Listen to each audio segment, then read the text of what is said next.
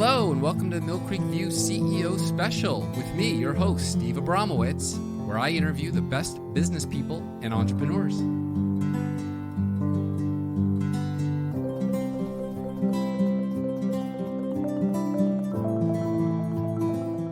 Hello and welcome back to the Mill Creek View CEO Special with your host, Steve Abramowitz. We are focused on the best businesses doing good business in America. Today, we are in studio with Bernard Blasingame. But first, for more information about the CEO Special or the Mill Creek View stable of podcasts, visit us anywhere you get your podcasts or videos at Mill Creek View on your favorite podcast app, Rumble, YouTube, and Instagram. While you're there, please subscribe so you don't miss a single episode of this amazing content and pass it on. And thanks for doing it. For Bernard Blasingame, it's all about pushing the envelope. President of Aqua Dynamics Systems, Inc., Bernard's success in the business world has been the result of his creed. Care more than others think is wise, risk more than others think is safe, dream more than others think is practical, expect more than others think is reasonable, pray more than you think is needed. Aqua Dynamics Systems, Inc., founded in 1998, is a company that licenses technology that is used in the manufacture and marketing of water treatment products initially developed by Aqua Dynamics Group Corp., a company Bernard formed in 1986 that developed environmentally friendly products using radio waves, electromagnetic energy, and applications utilizing ozone gas before it was hip and cool. Bernard has already gained momentum in the business community with Aqua Glass, which he founded in 1969 and led to be one of the largest manufacturers of acrylic and gel coat fiberglass products in the United States. Based in Adamsville, Tennessee, Aqua Glass rose from humble beginnings to become an industry leader with more than 600 employees and nearly 1 million square feet of facilities. Mr. Blasingame, how are you today? Doing great, and how are you? I am doing great, and I'm really excited to have you in my studio. Thanks for coming in today and taking time away to do this. Now, you founded Alpha Technologies, which has 4 lines: Alpha Alert Systems, Flow Zone, Zone Air, Global AG, Global Ag. Global AG. So let's talk about each one separately. Let's start with Alpha. Alpha Alert Systems, school security systems, most advanced first alert available. Tell us about that. Well, it was a brainchild. We've got very talented engineers, particularly programmers, and it's the last company that we formed. We started back, as you mentioned earlier, the original company. After selling the first business, we started a research and development company. And we were interested in saving energy, water, reducing chemicals, and we started with water treatment. High-rise office buildings, hospitals. One of our premier accounts is HCA. We've been on them for 16 years, their headquarter buildings, for water treatment. And over the years, then we started, not that we're tree huggers, but we're very interested in the environment. All of our technologies have been patented, 28 over the years. We've got one new one recently issued, 2 pending, and it's about water treatment without chemicals. So then that led into air quality, which was Zone Air. What really led to that is there's a technology that we use, which is using UV light with titanium dioxide shield, and it produces a very reactive, safe gas, electrons that kill all known viruses, including COVID. We also use a computer-controlled environment so that we use ozone, which is the most powerful known agent. God creates ozone from lightning. It has a bad reputation. Chemical companies don't like it because it eliminates chemicals. But we use it in a very tightly controlled environment remotely and at night in unoccupied areas, whether it's in a hospital operating room, in an office building, in schools. We regulate the amount of ozone, and it will sterilize a room. It's a gas, and as we know, God never has produced anything bad. So he makes it from lightning, waterfalls. It's been around for eons of years. We've learned to use it safe by controlling the specific amount that's needed to generate to kill certain viruses. So, like I said, HCA, we're in hospital surgery rooms, office buildings, and then that led us to a new technology that we doing research on the West Coast. We had a lab there 25 years ago, and which we were experimenting with another patented technology, which is the injection of specific frequencies into fluids. And with that, we get interesting results. We were surprised that no one had patented it before. And we found that it had a very interesting effect on root development in the Oxnard Valley in California. Strawberries, lettuce, others. It produced more root mass, healthier plants. So we looked to see, well, can we patent that? We thought surely someone had patented it. So we went to the Los Alamos lab that had just been opened up to the public, and no one had patented it. So we said, well, maybe we can see some research. That nobody's been crazy enough to inject RF energy direct into a fluid. It's kind of like taking a radio antenna and grounding it into water. So we went back to the lab and came up with ultimately 28 patents, different applications, everything from Oxnard Valley and root development to Duke Medical School cancer research, and got some most interesting results down through the years. We had 8 patents along that line where we were injecting RF energy and ozone into washing machines that decolored genes without chemicals. At one time, they call it the stonewash look, and it was one of the harshest things on our environment. And it ultimately, when the Clean Water Act came out, all of the laundries in America moved south to Mexico, Colombia, and then they moved overseas to Bangladesh and other countries. But when we first came up with it, Levi, Lee, and Wrangler all were very interested in our technology. They sent representatives, all of them, to our small research center in Adamsville. All were very excited about it. And so our business plan in research and development, which we spent over $30 million down through the years. And in research and development, if 10% of your efforts and your money produce something that's beneficial, you're probably ahead of the game. We would agree with that. It may even be less than that, than 10%. But one of them was particularly with the root development and any number of things. But back to Levi, Wrangler, and Lee. They all came to our, they all wanted to be, and so our business plan is research and development, find something that's economically feasible. Also, this day and time, an example would be you wouldn't want to have the best typewriter in the world because of Word. So it has to be a product that's needed now and has not, passed its time. Well, this definitely was, because Clean Water Act really put a bite into dumping these harsh chemicals into the sewer system. So we had a solution to that. And the first company that came and signed an agreement, we offered it as a license for them to use it and pay a royalty fee. We would sell them the technology, or we would joint venture or form our own company to utilize the technology. So I'll give you an example of 2 of those in a minute. But Levi was the first company to come, signed an agreement, and they were to pay us royalties of a nickel, a dime, and 15 cents per gene. They were producing a lot of genes back then. They were the world's largest. 26% of the world's genes was produced by Levi.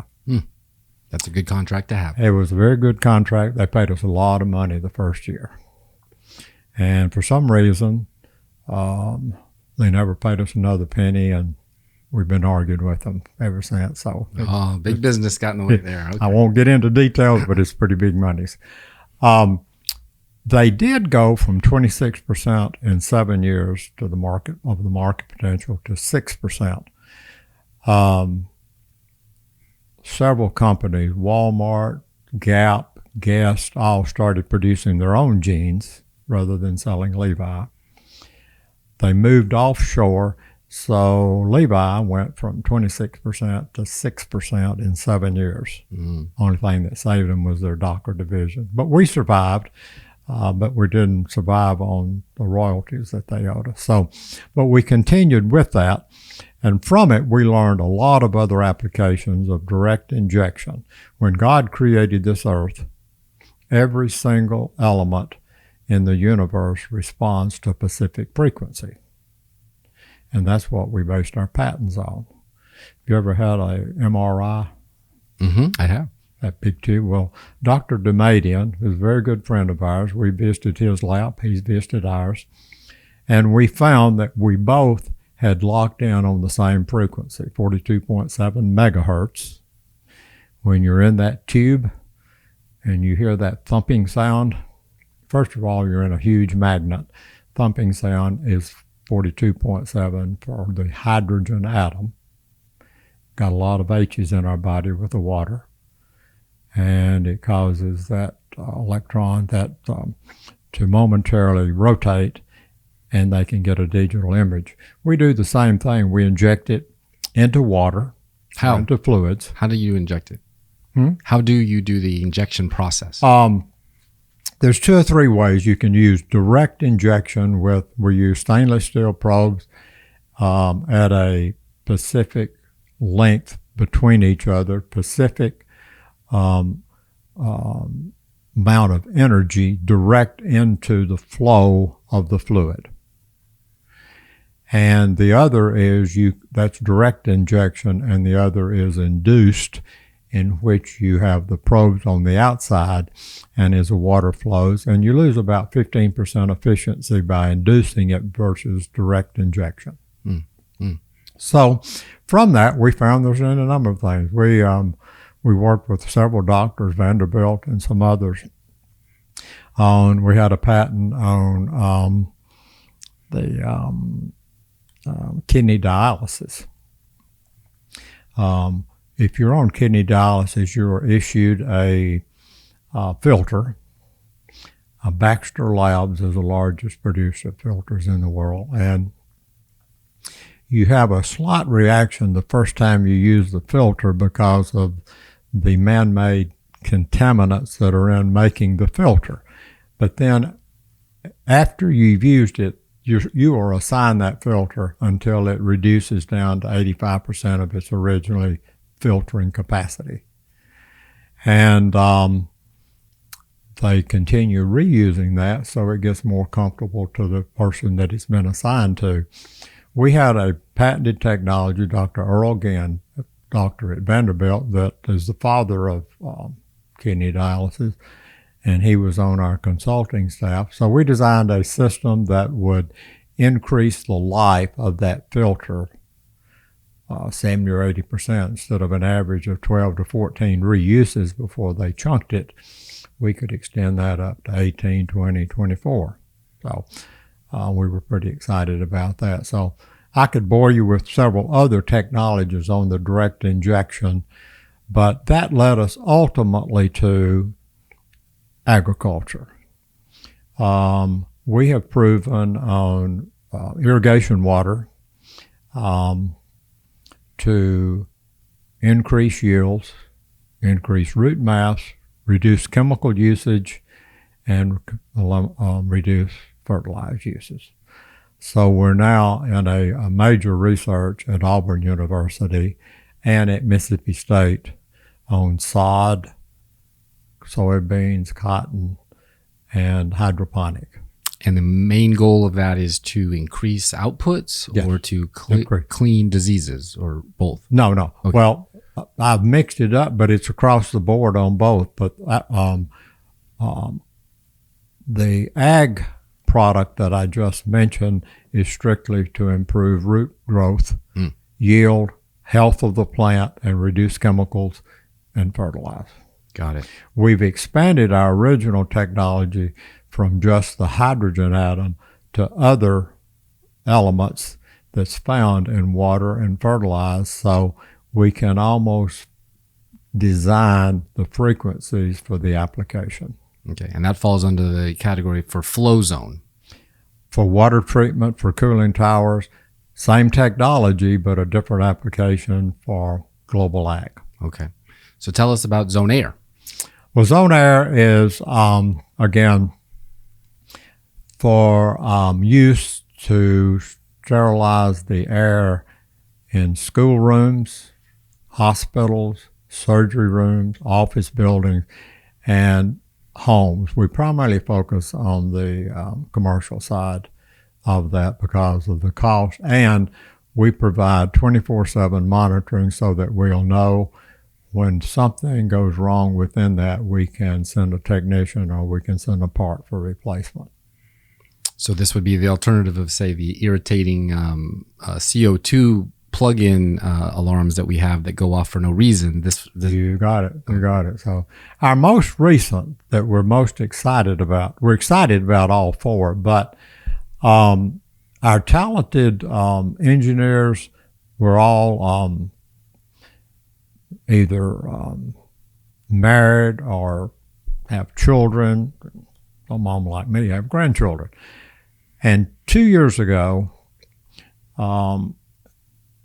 as anybody in America, in the world now, when you read about all of these children that are just massacred in these classrooms, it just tears at your heart. 2 years ago, we said, we've got all of this technology. We are one of the leaders in the world in communicating. A cooling tower at HCA downtown headquarter building, we record 120 data points 24/7. We download all of that data every hour into our servers, and we keep it forever. We can tell you how many gallons of water went through the cooling tower at the main headquarter building July 2019 at 4 o'clock. So we said, when we analyzed all of the problems with this massacring of students, little kids, innocent kids, we said, what can we do? What technology do we have? So we studied what was one of the biggest problems. And the biggest problem with this, first of all, is in man's heart. You know, we're here horrible going on in the classroom. Our goal is to have safe classrooms. We may not live to see safe classrooms. Safe classrooms is when we finally change man's heart. Right. Okay? But we don't give up. Let's apply what we have now. So we looked at it, and one of the biggest problems in this is an alert to the proper authorities quickly and specific information. So we set out 2 years ago, and after 18 months, we developed, primarily our team, the most effective first alert for school security systems recognized by security consultants in the industry, principals, superintendents, policemen, police forces, that we have one of the top most effective. So let's talk about the common thing is normally you call 911, say, hey, we got a problem here. 30% of 911 calls nationwide is never perfected because the person making the call is so excited they can't they can't perfect the information needed. Probably in shock. Yeah. I mean, they are, and no one knows. He-Man or the little old lady and everybody in between never knows how you're going to react under a stressful situation. So our team said, we want to develop an effective, specific information that we send out in 5 seconds to everybody that needs to know.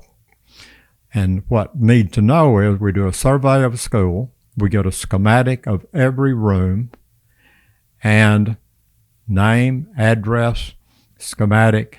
Every teacher has what we call a communication pod in their room. That includes cafeteria, library, classrooms, offices, gym, whatever. And they have a remote that they can push a button, and in 5 seconds, it goes to the principal, security office, nurse, 911, and every policeman in 2-mile radius. We also found out active shooter is not the most common thing. It's the most dreadful thing that teachers are faced with. But disruptive students is up 62% the first quarter of this year.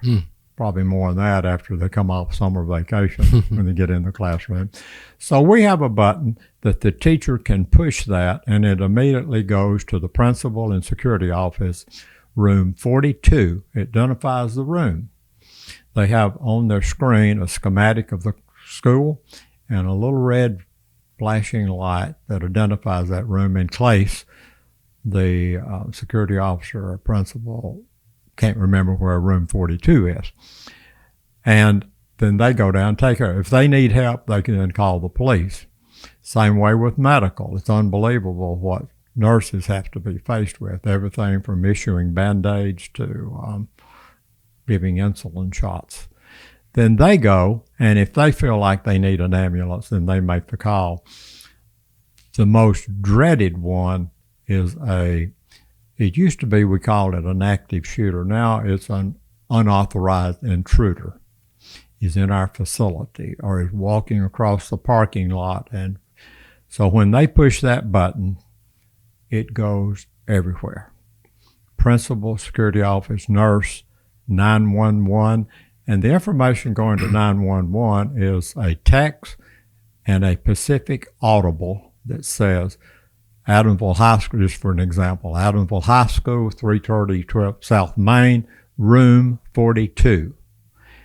If the intruder moves on down and the teacher has spotted him in front of their room and it's down at the other, then we trail with dots following the intruder.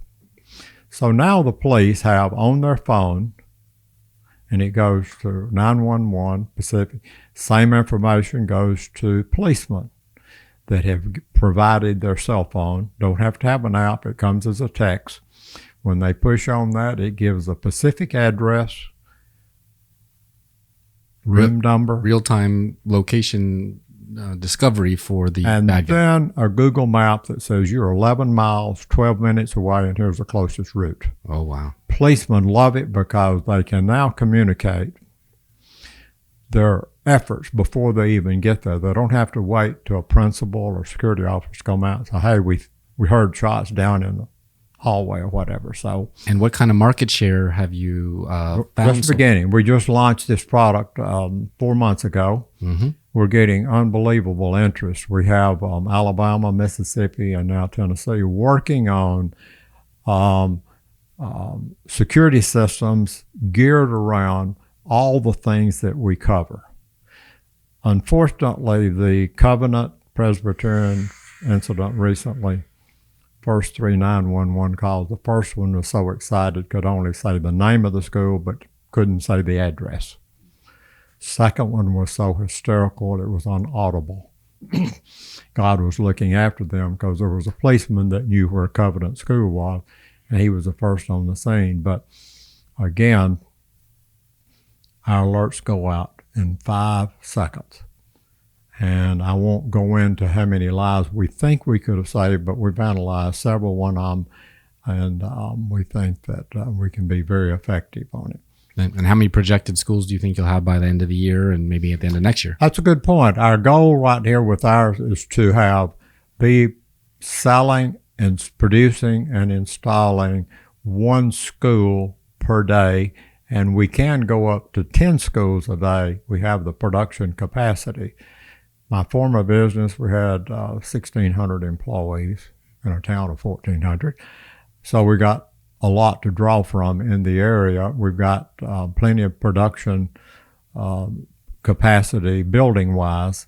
And for old country boys, we're pretty good at automation. So as we go out, there's 98,000 public schools and 30,000 private schools in America.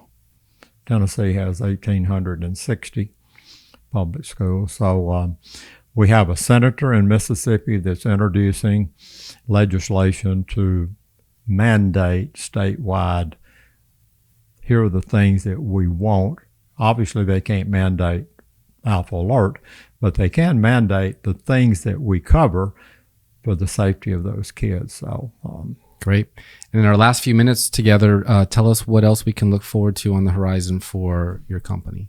Well, we're never satisfied with our product, so a product improvement and service is always top.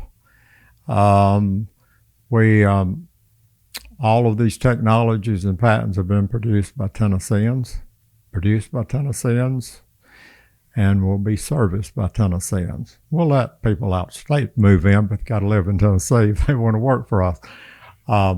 Somewhat joking, but there are other things that we're looking at beyond security.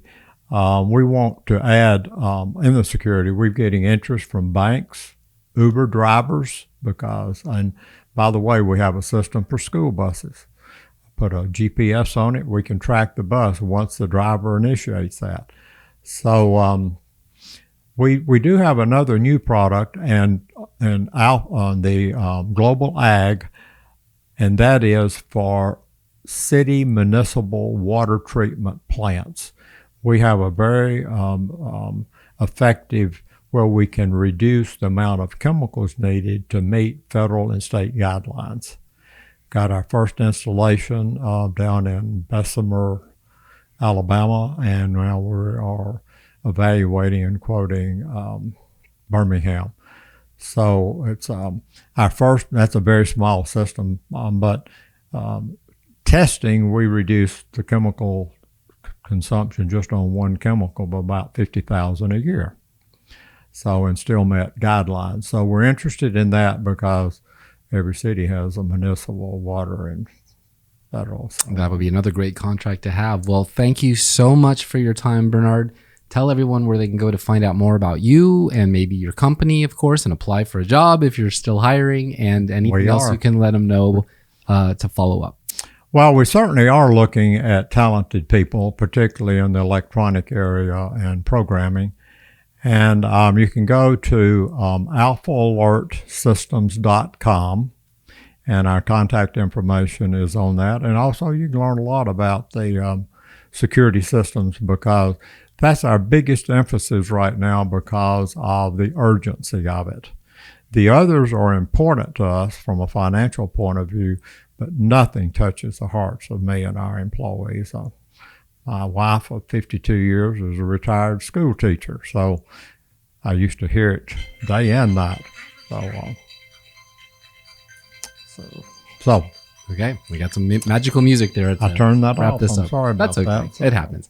Well, thank you so much for coming into the studio. Really appreciate it. And we will have you on again sometime and tell us about the rollout of all these new products. Well, thank you so much. Well, we appreciate the opportunity here, Steve, and I hope you have a blessed weekend. You too.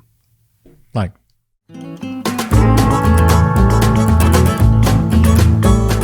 Welcome to my Book of the Day segment, where I tell you about a book that I think you'll like and could help you in your business. Volcker, The Triumph of Persistence. Over the course of nearly half a century, 5 American presidents, 3 Democrats and 2 Republicans, have relied on the financial acumen and the integrity of Paul A. Volcker. During his tenure as chairman of the Federal Reserve Board, when he battled the great inflation of the 1970s, Volcker did nothing less than restore the reputation of the American financial system on the verge of collapse. After the 2008 financial meltdown, the nation turned again to Volcker to restore trust in a shaky financial system. President Obama would name his centerpiece Wall Street regulation the Volcker Rule. Volcker's career demonstrated that a determined central bank can prevail over economic turmoil so long as he can resist relentless political pressure. His resolve and independent thinking, sorely tested by Richard Nixon, Jimmy Carter, and Ronald Reagan, laid the foundation for a generation of economic stability. Indeed, William L. Silber argues it was only Volcker's toughness on monetary policy that forced Reagan to be Reagan and to rein in America's deficit. Noted scholar and financial expert William L. Silber draws on hours of candid personal interviews and complete access to Volcker's personal papers to render dramatic behind-the-scenes accounts from Volcker's career at the Treasury Department and the Federal Reserve. Secret negotiations with European ministers, confrontations with the White House, crisis conferences with Wall Street titans, and even tense boardroom rebellions within the Fed itself, filled with frank commentary from Volcker himself, including why he was personally irked with the Volcker Rule. This will be the definitive account of Volcker's indispensable role in America's economic history. Silber also wrote The Story of Silver, How the White Metal Shaped America and the Modern World. The title says it all, but another great read. Check them both out. I know you'll like them. That's it for this episode. Really hoped you liked it. If you like what you heard here, be sure to check out our other shows, the Mill Creek View Tennessee, Washington, and Florida podcast, and subscribe to mcview.us website. And thank you for doing it. Until next time, this is your host, Steve Abramowitz, CEO of the Mill Creek View, signing off.